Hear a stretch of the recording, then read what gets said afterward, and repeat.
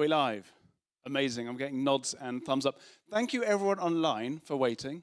Appreciate that. And also for putting up with my nonsense chat in the comments. And thank you, everyone in the room who've been waiting too. Really good to have you here. Really pleased to welcome you to the festival tomorrow on our second evening in this Hawking Building series of events. So that we're really pleased, privileged, excited to be partnering with the Science Innovation Park to put these on for you this year. I'm glad you kind of managed to find your way across the site. It is very dark. And those of you who got tours booked later, you're in for a big treat. So I'm gonna pass this over now because I get to just sit and watch for this one and hand you over to our chair, Dr. Claire Asher, who is, as well as being a scientist, runs a podcast called Robot Talk. So she's organised this panel. So over to you, Claire.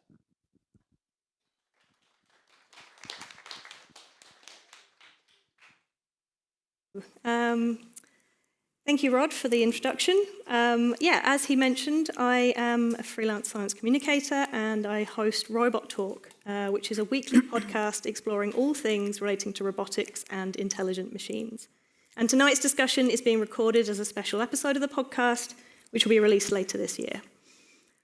So this evening, we're going to be exploring the fascinating world of home assistant robots. And I'm joined by 4 expert panelists, and together we will be discussing the varied roles that robots could soon be playing in our homes, from helping us out with everyday tasks, to rehabilitating us from injury, even offering us companionship. And we'll consider the technical challenges and ethical quandaries that arise when we invite robots into our homes. So after a brief intro from each of my guests, we are going to be connecting live to the University of Hertfordshire for a very special virtual tour of their human-robot interaction lab. And then I will open up the floor for a group discussion, and you'll have a chance to ask the experts your questions. So, without further ado, let's get started with what I hope will be a fun and interesting conversation all about the future of robots in the home. My first guest is Dr. Patrick Holthouse, a reader in interactive assistive technology at the University of Hertfordshire and manager of the aforementioned Robot House, which is a unique facility for human-robot interaction research. Welcome to Robot Talk, Patrick. Thank you. Can you tell us a little bit about your research? Yes, thank you for your introduction. I am managing this facility that you can see there, which is called the Robot House. And what we try to do is to envision a world where robotic technology and other technologies can assist us in our homes. For example, when we are getting older, if we need some support in our homes, but also for people that are maybe younger and need support in their everyday tasks. And since this is still a quite futuristic vision, we need to know how we can create these machines so that they are helpful and that they are acceptable at the same time. So we want to know what would you like to have in your homes to support you, and how can we realize that? And for this, we actually have an actual house that is not on campus, but in the residential area in Hatfield. And there we invite people like you to come over and interact with our technology. And then you can tell us how you like this. Did you trust the machine the way it worked? Did you want any other kind of support? All these kind of research questions we have and answer in the house. I'm specifically interested in social signals. So what can robots send to us to inform us about their inner states? So can we communicate with people in an intuitive way so they understand what the robot is able to do? How can the robot help them? What is the kind of task space that they can do? And can we use other language than words to do that? Amazing, fantastic. So we have got a couple of pictures of the Robot House. Obviously, I don't want to spoil the tour that's coming up too much, but do you want to tell us a little bit about the robot that we can see here? Yes, sure. We have different technologies, as you've seen in the first picture. We try to explore the space of how robots should look like and what kind of functionalities they have in order to help us in the home. And this is a robot that's not designed for homes, actually. It is a warehouse robot. It has a very strong arm, it can pick things up, and it's not meant to be in that space, but maybe it's necessary to have it. We don't know yet, because this can go into the cupboards, it can take things out there. Some of the other robots you see, they look nice, they look much more human-like, but they're not up for certain tasks. So that's why we have these different robots to see which one would be the one that we use and which one would be the one that you would use in your homes. And lift up the body. It has a strong arm that you can see it holds a towel there in this shot. And then it is strong in manipulating, and is also strong in going around places and knowing where it is. Localization and mapping is what we call it.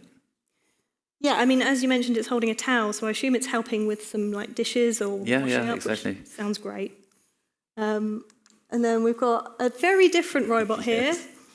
Yeah, this is a stationary robot. We don't use it that much, to be fair, because I don't think any one of you would have this in their homes. Because it's quite bulky. It's an industrial robot, really like one that you can find in assembly lines. But it's made to be compliant, is what we call it, so it doesn't hurt you when it goes around. So it can be in a space where humans also operate, which is not the case for most of these industrial robots. And then we can use this for other really abstract things like teaching the robot where to go. So we can use it, press a button, move it to a position. The user can teach it very intuitively, and then you can have it do certain tasks that you want. And then we can also see how you accept this technology. However, not in your kitchen, not in your living room, I guess, right? Maybe it can be used as a glorified towel holder, but it can potentially be useful for people with restricted mobility in certain places. I think it's really interesting that there are so many companies out there designing bespoke robots just for home environments, for social interactions, and here you are using industrial robots. Fantastic. Well, thank you, Patrick. My second panellist is Nicole Salomons, a lecturer at Imperial College London who is developing robots that shape human interactions in complex and dynamic environments throughout day-to-day tasks. Hi, Nicole. Lovely to have you on the podcast. Hello, yeah. Happy to be here. Tell us a little bit about your research. Yeah, so similar to all these lovely other guests, I also work in human-robot interaction. And my big driving motivation is to bring robots outside of the lab environment and into real homes or into schools or into assisted living facilities. So I'm exploring how can we build these autonomous systems that can really interact with real users in their natural environment. So I do this through a range of different applications. I've created robots that tutor children in schools. I'm currently building robots that assist people with dementia in practicing different daily living tasks and providing, the robots provide therapy through that. I've done robots that would coach people throughout physical exercises in their own homes.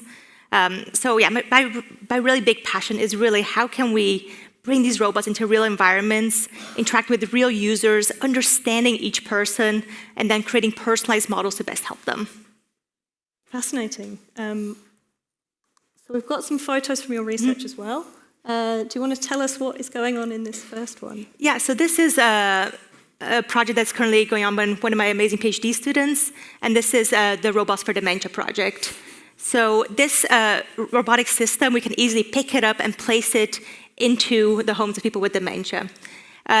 We are hoping to deploy this at some point this year. We've done some smaller scale studies last year, but the goal is to provide around 30 minutes of therapy every day for this person. And in general, this kind of therapy works really well, but we just don't have enough caregivers or trained professionals to actually provide the therapy. So we are exploring to see whether a robot can actually assist the person with dementia through this therapy, which is mostly just fun conversational tasks and different kind of reminiscence activities. And our hope is really to be able to slow down cognitive decline using this kind of systems. And I don't know, is this part of your work with children? Yeah, so this is from a couple of years ago. In a similar vein of kind of therapy, this was done for children with autism spectrum disorder. So these robotic systems were placed in the homes of 12 kids who had autism. And the robot would provide daily social skill practicing for a full month. And what we saw is that after that month of kind of social skills therapy, that children actually improved their social skills. So there's something magical that sometimes robots can do, where they can really engage children or adults in practicing tasks that would normally be boring.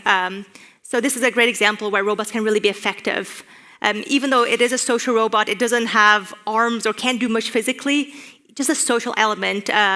It can be very effective, can be very helpful in the right circumstances. Do you think that does it need to be a robot in this sense? Would it kind of just a voice assistant not play that same role? No, that's a great question, and one that we get very frequently. So, on one hand, it would be a lot cheaper than a robot, but there is something magical about robots. For example, with kids with autism, we saw kids just completely coming out of their shell because they're so excited to go and play and interact with a robot. There's also been studies conducted with adults that show that when a physically embodied robot is present, people just learn more, they're more compliant, they're more engaged, compared to even something like the exact same robot but on a screen. So having that physical presence just does something that a screen or even a voice cannot do. Mm. Yeah, I mean, we are physical beings. We're used to interacting in that way, so I guess that makes sense. Thank you, Nicole. Third, I'd like to introduce Dr. Gerard Canal, a lecturer in autonomous systems at King's College London. His research interests include human-robot interaction, assistive robotics, and social robots. Great to have you on Robot Talk, Gerard. Thanks, Claire. Happy to be here. Please tell us about your research. So my research is about decision-making for robots. So I'm trying to see how to make robots more autonomous, how to make them decide the right things to do at the right time, and especially when they're interacting with people. The task that I usually focus on is assistive tasks, where, for instance, we can have a robot that helps someone eat or helps someone dress. And what we want to do in this case is to adapt to the user that needs the assistance, because that usually these people cannot adapt to the robot or the needs of the robot. So we want a robot that can understand what this person needs, what are their capabilities, what are their preferences, and then change their behavior so that they can help this person in a more meaningful way. Always kind of being in control of the person, right? So the person always is in charge, and they kind of assist the robot in knowing what to do, and then the robot just helps them. So it's some kind of collaborative situation there. And in this setting, we're also looking into how to integrate common sense with this robot reasoning, so how to make the robots understand better the situations and come up with things that a person would do. And finally, something which is also very important is how to make these robots explainable. So we want to make these robots explain what they are doing, more importantly, why they are doing it, because if we have a robot at home trying to help us to do something and it does something that we don't expect, we would not trust it if we don't understand why it's doing what it's doing. So we're looking into this kind of explainability so that it can explain their decisions, the reasons behind their behavior, if they make an error, why it made an error, so that we can trust these systems more and understand them better. Mm-hmm. Yeah, and I mean, I guess when you're physically interacting with a robot on a task like dressing yourself or feeding yourself, you really need to trust the robot and to understand what it's doing and why. Yeah. We have a couple of photos from your research. This one is a robot that feeds you. Yes, that was actually during my PhD where we looked into how to define preferences for these kind of tasks and how to change the robot behavior depending on these user preferences. Mm-hmm. This was an example of a robot that was also an industrial robot, kind of, feeding me. And there was lots of trust involved there. Yeah. A big red button ready to be pressed if something went wrong. Yeah. And then this one, it's helping you get dressed. Yes, this is another example, similar example on dressing, which it's dressing is a very interesting task because it involves manipulating deformable objects. So you manipulating something which is rigid is very easy for a robot because you know how it looks like and you know the shape. But if you get a piece of cloth that can just deform and change the shape all the time, that's way harder to kind of grasp, it's way harder to manipulate and to move. Yeah. And here there was also like the collaboration within the two arms and so on, which for this what we did is to use the cloth as a kind of a communication mechanism. So we would leave one arm not making a kind of force and then the other arm would pull it out and then that they would kind of keep helping each other. And that was quite an interesting work. Cool, yeah, that's really cool. Thank you, Gerard. And last but not least, I'd like to welcome Dr. Carolina Fuentes-Toro to the panel. Carolina is a lecturer in human-computer interaction and human-robot interaction at the University of Cardiff, where she's working on socially responsible design of emerging technology. Thank you so much for being on the podcast, Carolina. Thank you for inviting me, Claire. So tell us a little bit about your work. Sure. So my work and my research lies in the integration and combination of technology and users. So I explore how people interact with different types of technologies, from mobile device, Internet of Things device, autonomous agents, to then also robots. And with robots, I explore and focus my research on the socio-technical challenges when we try to integrate these technologies outside the lab, in households and in home environments, supporting different type of users, for example, supporting older adults that require some type of support, for example, from the unpaid care or informal caregiver, and understand how, if we introduce this technology in home environments, how they are going to trust in this technology, how they are going to integrate that technology in the daily dynamics. Really interesting stuff, thank you. And again, we have a few pictures from your research. So there's a lot of robots in this picture. Yes. Can you talk us through it? Yes. So the photo of the top, those are some of the robots that we have in the lab. A1, and in the background you can see the humanoid robot Pepper, and the robot, the vacuum cleaner robot that you can see in there. We use it for an interesting experiment outside the lab, and use the robot vacuum cleaner in food manufacturing environment. Okay. And the idea was to explore how this type of robot can help and support food worker cleaners in the factory, and if they have this robot, how they can give and provide instructions to clean some areas in the factory. So we integrated with some sensors. By then, this study was in 2023, so we integrated with Alexa, and we ran some interesting experiments into that to understand the language, how they are going to communicate and give instructions to the robot to clean specific areas and spaces. Okay.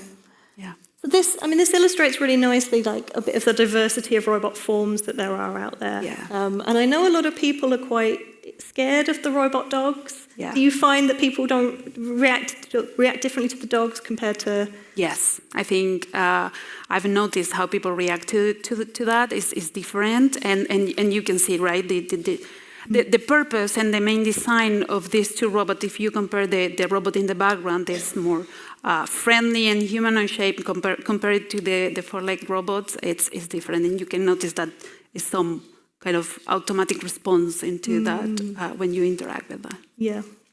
And then there's a couple more pictures from your research. Yes. So those are two types of research that I'm collaborating and working right now. So the top photo is we are exploring trust and how older adults and unpaid carers integrate social assistive robots in their households to support them as companionship, and understand how older adults will interact with this robot, how they will try to integrate it into their daily dynamics. And the photo in the bottom, it's another research that one of the PhD students that I co-supervised did run, and she explored this robot that is called Now. She explored this robot in Pakistan, to understand how this robot can support medicine adherence and act as companion. Fascinating, thank you. Right, so before we jump into the group discussion, we've got a special virtual tour of the University of Hertfordshire's Robot House. So we're going to be connecting live to Dr. Vignesh Velmurugan over at the Robot House to get an inside look at some of the assistive robots they're doing research with. So I'm hoping that the live connection should be ready to go. Where she outlines all of her ideas and taking credit for the book which programmer she wrote them in your early post. It's on the page of itself. Hi everyone, can you hear me? Yes, we can hear you. Welcome to the Robot House. My name is Vignesh. I'm one of the lecturers at the University of Hertfordshire. This is a unique research facility that belongs to a university. What makes it unique? Like you can see, it's an actual residential house. not much different from any other house. So as you come outside and you drive into the house, you're not going to notice anything different. It's just in the middle of a residential neighborhood.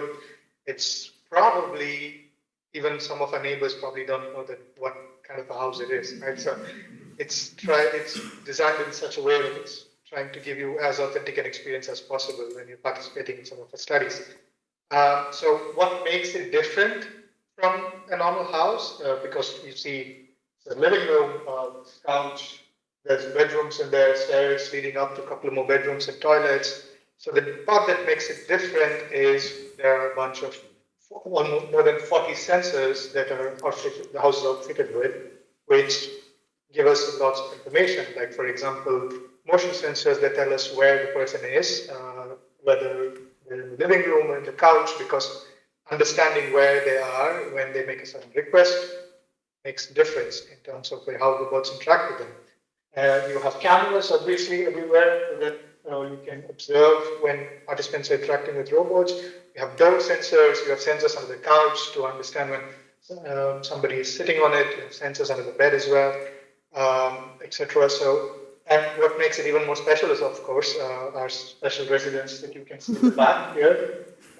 So Fetch, like Patrick already showed you, this is Fetch here. You can see Fetch, like he said, has an interesting robot arm, which can actually do certain functional tasks, which it doesn't want to do anything now. It's doing right now. Okay. So it's temperamental. So we'll get back to it. Hopefully it will come back into the mode. Then you have Ari right there, which is another humanoid robot, which is as tall as me. So I can actually talk to it while looking it in the eye without having to look down. And then you have Pepper. You've seen Pepper, some of the pictures the researchers there showed, which is a companion robot. We use it to interact with it. It can talk to you. It can look at you in the eye, and it can communicate using its tablets. And then you have Miro there, which is another companion robot, just the embodiment of a pet animal robot. So these are just some of the robots, what they can do. So you can obviously see the embodiments are different. So some can do more functional tasks, some can do more, or get better at soft skills. But the way the house is structured is they can also interact with the sensors of the house, so they can understand when somebody's walked in through the door, or it can communicate and let's say if I want to have tea, I can ask Pepper, and Pepper can turn on the kettle for me and ask Fetch to go and fetch the tea for me, right? So that's kind of some of the capabilities here. So what do we do with these robots besides play around with them, which we obviously do, is human-robot interaction, just like all the researchers there in your panel. Because robots moving around and doing certain things in the lab is one thing, whereas having to move around a pile of laundry and understand the context of a home environment is a totally different thing. So that's what we try to do in a setting like this, is we try to simulate a home environment as real as possible and conduct studies there. We explore social intelligence, explore what type of assistants are required by people, and try to understand context, who's present where, and then how the robots need to interact, and how our trust depends on how these robots interact. So that's an example of some of the research. I'm sure Patrick is going to talk to you more about it. To finish up, I just want to highlight one of the active research projects that we're going on is something called a Hospital at Home project, where we are trying to help people who have just been discharged from a serious medical condition from a hospital. So recovery is difficult. We're trying to investigate how we can use technologies like the smart sensors and smart robots, how they can help in this recovery process. And for an application like this type of facility is very ideal because we can actually simulate those environments because people are in their homes and test all these technologies that we would like to see in helping them, make sure they're safe, make sure they're very helpful, and then deploy in the real people's homes. So that's an example of how we can use a facility like this in actual practice. So that's the basic idea of what I would like to show you. If you have any other questions, I'm happy to answer. Thank you for your time. Fantastic, thank you. It's an incredible kind of vision of a possible smart home of the future, one thing I can't help but notice is it's a lot tidier than my house is. Do you ever just put a load of clutter around and see how the robots cope with a messy environment? We do have a robot to take care of that too. So we have a vacuum. So it does make sure that every time they're not around the home, it goes around. So that's the reason it's clean, right? So because it's humans, we are spending time here, so we're pretty known, like Claire says, to leave things around. So I better clean up as I go tonight, but even if I forget, the robot vacuum is going to take care of it. Amazing, yeah. I need one of those, please. Thank you so much, Vignesh. It's been wonderful to have this tour of the robot house. Can we have a round of applause for Vignesh, please?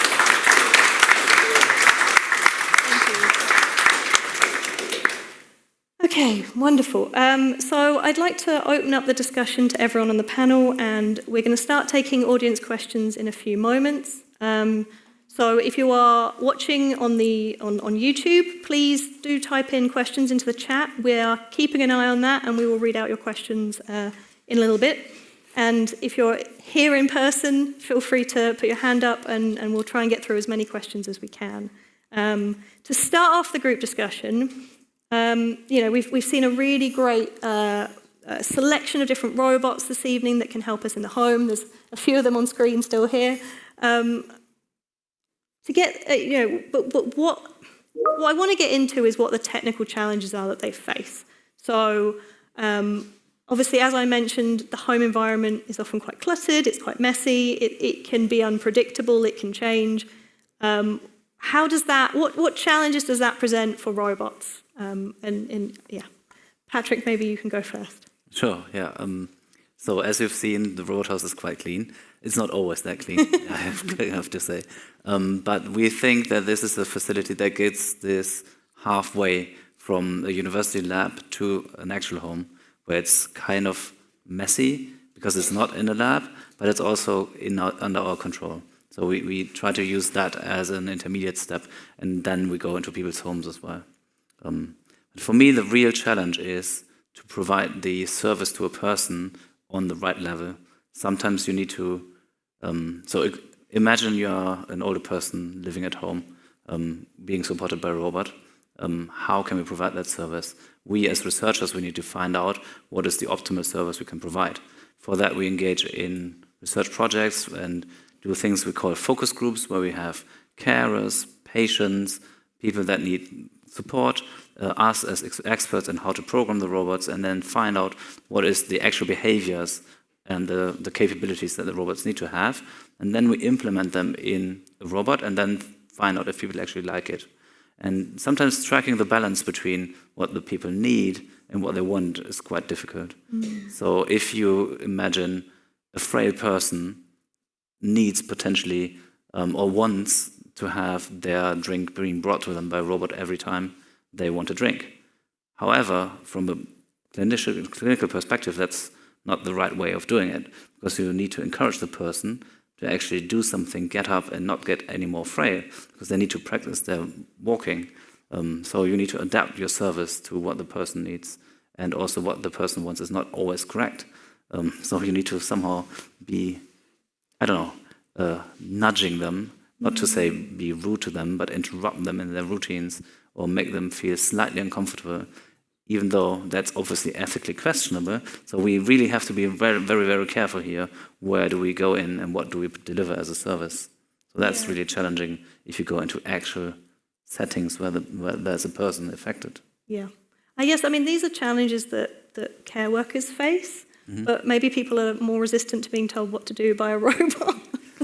Sometimes it's the opposite, actually. Okay. People they believe in technology sometimes. They say, a robot is telling me this, so I'm doing that, which is also not the best way, because people overtrust technology. It might not deliver what they want from it. So we need to be careful there as well. Yeah, absolutely. Nicole, would you like to share a technical challenge for robots in the home? Yeah, kind of continue off on what Patrick said. I think one of the biggest challenges of bringing robots into the homes are not the robot themselves, but the people they're interacting with. And that's because each person is so unique and different. So a lot of work that I do is really focused on the human aspect. How do we understand and model each particular person that the robot is interacting with? For example, my work in tutoring, we need to understand what each person's skills are, what do they know, what do they not know, what do they need some help with, what are their potential learning styles and preferences, and then how can the robot adapt to them on the go? And a lot of this user modeling usually needs to be done with very little data. So in a lot of other fields, they just throw a huge amount of data at it into this deep model, and out comes a solution. Whereas for us, we usually have very sparse data, and each person has its own kind of little bit of data that they contribute. So I think that's one of my main challenges, but I also find it a lot of fun because you just learn so much about people and about each uniqueness of each person. Yeah, amazing. I mean, it's unsurprising that people have different wants, but figuring out how you customize the robot for each person is really challenging. Yeah, and people often don't know, even if you ask a person, what do you want? They don't know how to answer that. Yeah. So it's not like we can just ask. We just have to, with subtle cues, try to get that out of them somehow. I guess people probably are better at knowing what they don't want. Yeah, that's very true. Gerard, would you like to add to this conversation? Yes, so I think one of the big challenges is also safety. So we're talking about putting robots which are still machines, right? So we can make them nice and cute and something, but it's still a machine that if we want them to do something useful, they need some motors that have to be powerful, at least powerful enough to kind of lift some objects that may be heavy. That means that then if they need to interact with the person, for instance, feeding someone, like these motors are capable of actually harming someone. So it's very important to make sure that these robots cannot really kind of injure anyone by trying to help them. And I think that's a big challenge because like there's this kind of trade-off between designing a robot that is able to do all the tasks that you want it to do, but also not able to harm someone when it's actually doing these tasks in case something kind of misbehaves or something goes wrong. Yeah, I'm surprised that more robots, especially more social robots, aren't like made out of soft materials that would potentially be less dangerous in the home. Yeah, and I think there's some robots which are like this. Most of the research, and I know some colleagues working on this, is on compliant control that also Patrick mentioned. So for instance, like the Sawyer or the Baxter robots that are compliant by design. So like you can, when they're moved, you can push them away and they will let you do that. So we'll also work with these kind of controllers in the feeding, for instance, where when the robot was kind of feeding you, you could actually stop it and push it away or will not kind of harm you when you're moving. But that's still if you think about it, it's still a machine that's putting a piece of cutlery inside your mouth. Yeah. So it is very important to be able to understand the person so that the robot can interact in a correct way, and then ensure that there's no kind of nothing can go wrong in this process. Yeah, absolutely. Carolina, would you like to add a technical challenge to our conversation? Yes, I think the technical challenges, I will add the socio-technical challenge. I think we need to start to consider also aspects as the different cultural differences, especially most part of the research that we've seen today and the work that is related with robots, it's conducted mainly in the global north. So there is a lack of research and understanding of cultural difference and what is going on in other countries. So for example, one of the research that we conducted identified that when you explore trust and robots, most part of the research is conducted in the United States, in the UK, mainly the global north, and there is no research in South America or Africa, for example, that explore that how people is going to trust in this technology.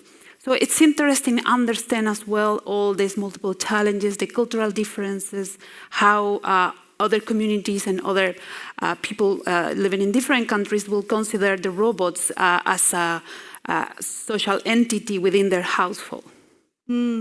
I guess as well, I mean, correct me if I'm wrong, but I think a lot of the robot manufacturers are also based in the global north. So I wonder if people in the global south might feel more as though these the technologies are being sort of forced upon them. Exactly. So it's of course highly expensive. There is highly expensive equipment, and then of course moving to the other part is making more expensive. And what is also important is because all the future regulations, all the future metrics, and how we are going to evaluate this technology is going to be integrated. I think needs to have this more responsible and overall view. Yeah, fantastic. Okay, I think it's time to take some questions from the audience. I'm also just going to say that I have not got a timekeeping device on me, so if somebody can wave at me when we have to wrap up, I will follow your command. Okay, do we have any questions from the audience in here? That arm was immediate. I've got about 6 online. Okay, well... So I'll let go then. We'll go back and forth. Yeah.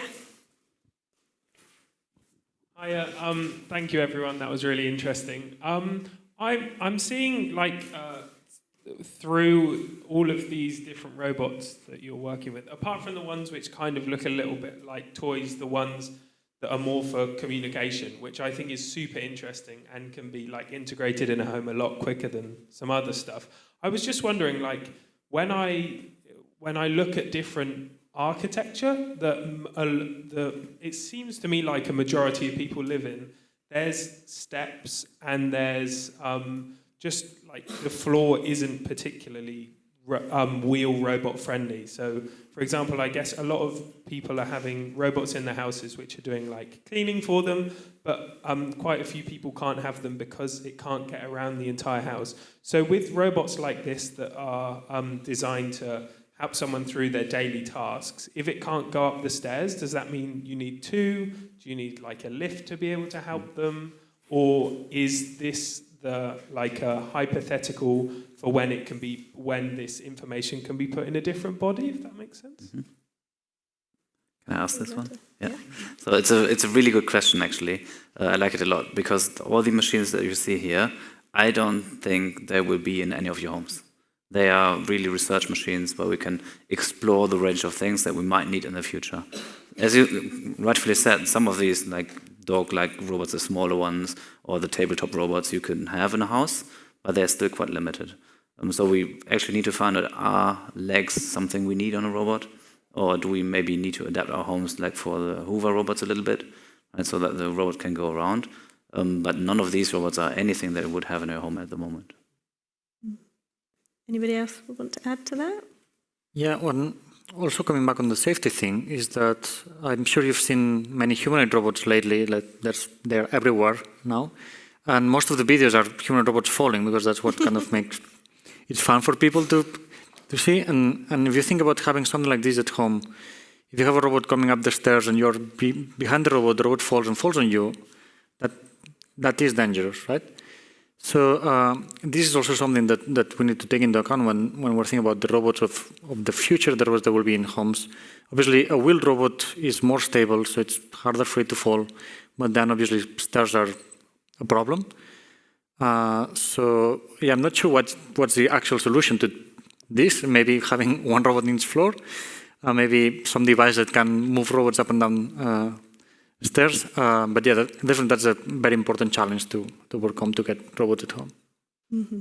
I did see a video the other day of a robot vacuum cleaner that can now climb stairs, so that's kind of quite cool. Right, let's take an audience question from online. Go ahead. So I've got one from someone called Dan Makes Things, who's asking a question regarding companion robots for those with dementia or autism. And what role do you think soft robots have to play in that space? I can probably take that. Yeah, so I think the first thing to say is we're not trying to replace caregivers, or we're not trying to necessarily replace anybody. We're trying to have these robots that can assist in tasks that are difficult for people to do. So, for example, people with dementia, usually the people who would be providing therapy would be the kids of the person with dementia, which is not really the role that you're supposed to have, right, as a child. It's kind of a role reversal that feels unnatural. So this is a place where a robot could step in and provide a kind of therapy. And in this case, regarding companionship, it is an opportunity extra to practice chatting, reminiscing through different activities. So we're not trying to replace human companionship. We're trying to provide additional opportunities for people that otherwise might not have those opportunities. We've also seen some very sad statistics that older adults spend so many hours just watching TV or by themselves. So we see potentially a robot as an opportunity to actually engage in a two-way conversation rather than just receiving information from a TV. But again, in an ideal world, we would increase human interaction. One of my other PhD students is actually looking at how can we have a robot that actually creates additional connections between older adults. So I think that's an area that I'm very interested in exploring, but it's a project that's just starting. Yeah, that's a really interesting idea. I like that. Would anybody else like to add to that? Maybe just a very few words. If you look at it from the autism perspective as well, a robot is something that forces people to talk and interact in a different way. And sometimes that is challenging for children with autism or people with autism. But then it's also challenging for those people who are neurotypical. So that creates a completely new interaction that is not possible without having that robot. So that forces everybody to go to a new level, and then you have a very new dynamic that you wouldn't have otherwise. So using robots for complementary things that people cannot provide is a very good thing. So where robots have strengths in, I don't know, being reliable, doing the same thing over and over again, which also is a good thing for children with autism, for example, which people couldn't do, right? Or lifting heavy objects, etc. This is where robots can come in. But replacing the human element is not possible because robots can't do that. They're not compassionate. They don't feel any emotions. They can simulate these kind of things, but they are never truly compassionate. So we don't replace the human. We free the human from the tasks that they are otherwise dangerous and mundane, or keep them up for lifting up objects from the floor, etc. But then you can provide the real care as a human being. Yeah, absolutely. Do we have another question? I saw a hand here quite quickly.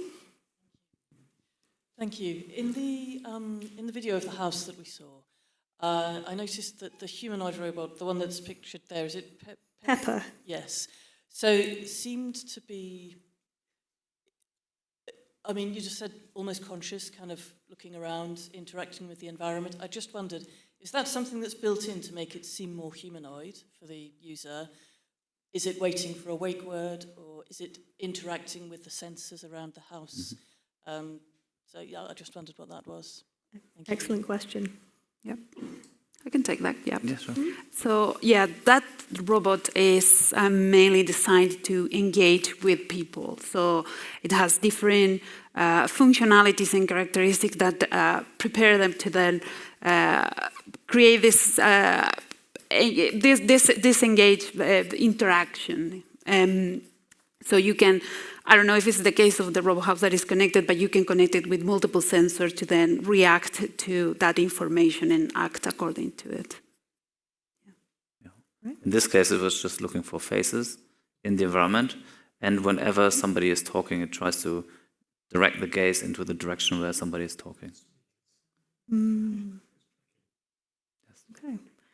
We've got another online question. So I've got a question asking when we might see robots being widely used in healthcare settings.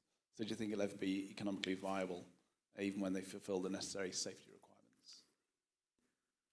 Another great question. Who would like to weigh in on that? It's a difficult question. Healthcare is kind of tricky. So health is more tricky than care, because health has more regulation. But on the one hand, we already see some robots going to do deliveries in hospitals, for example. Or, I don't know, surgery robots are there that people use.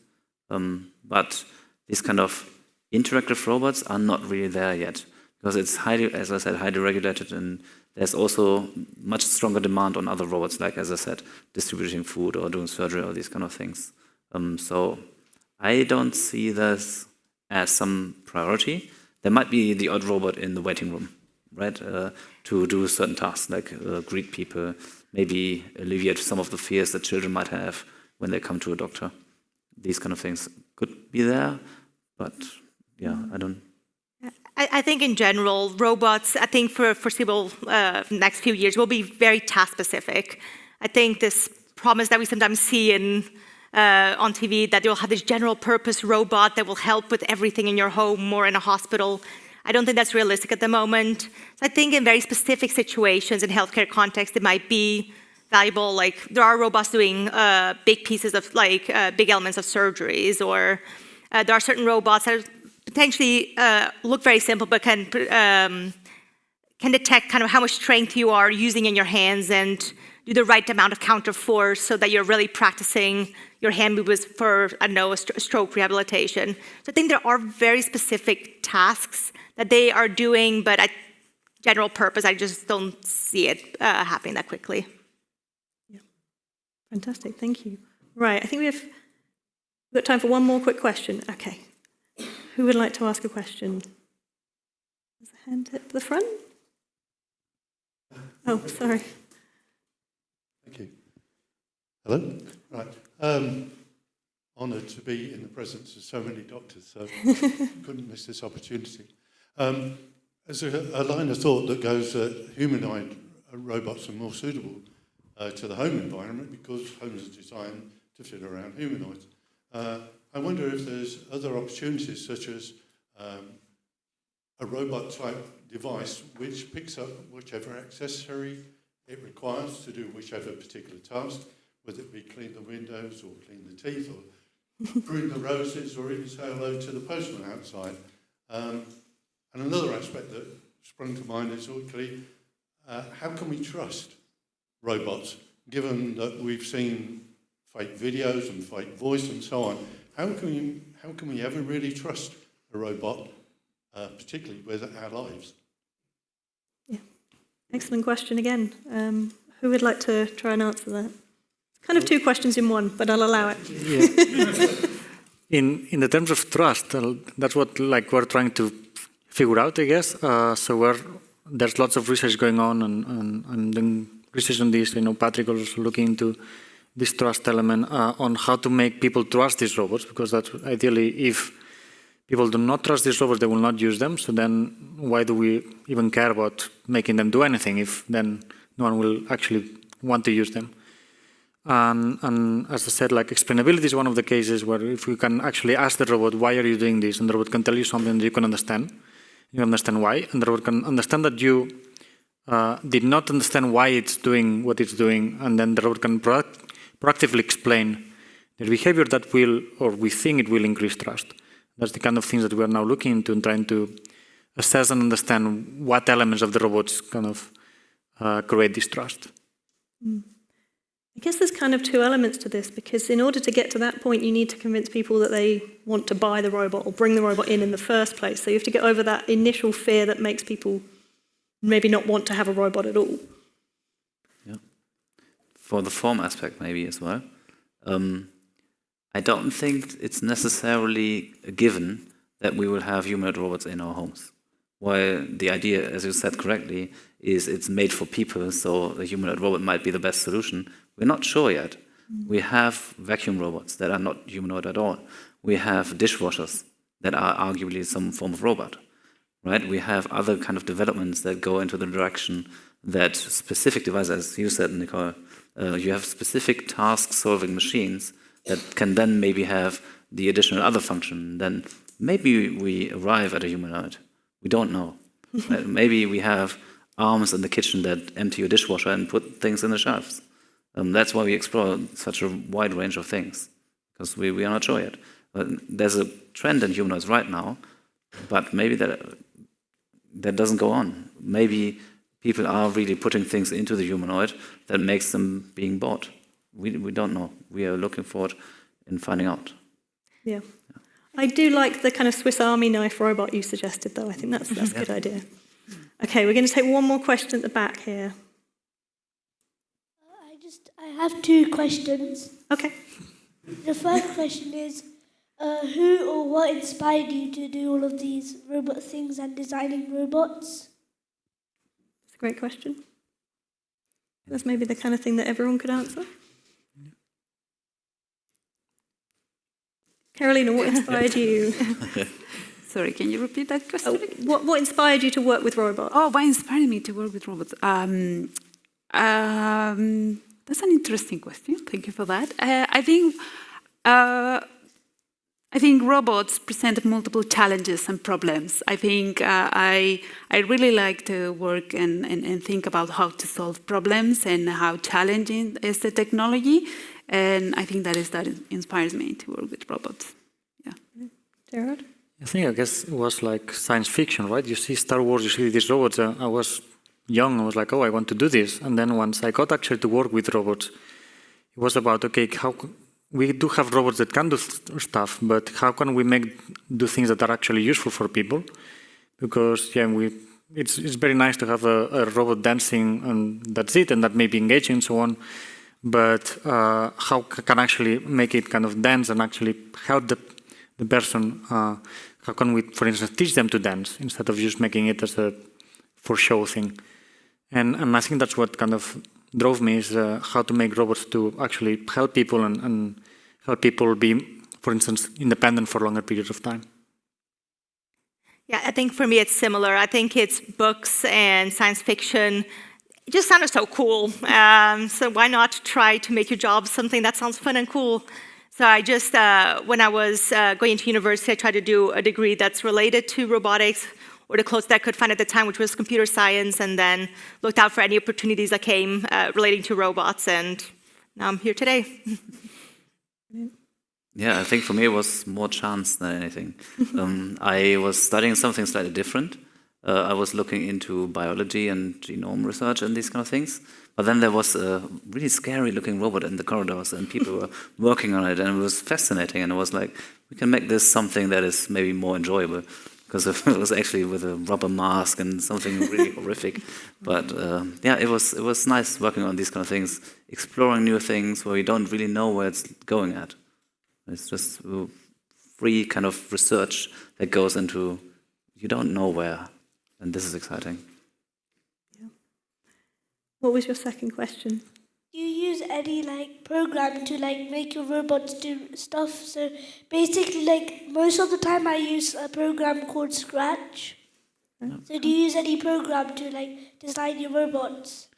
Yes, sure. So we also use Scratch sometimes when we bring our robots into schools, for example. Then we let our children, the children in the schools, interact with the robots and try to program them as well. So other programming, more complicated programming languages as well. But Scratch is one of them, yes.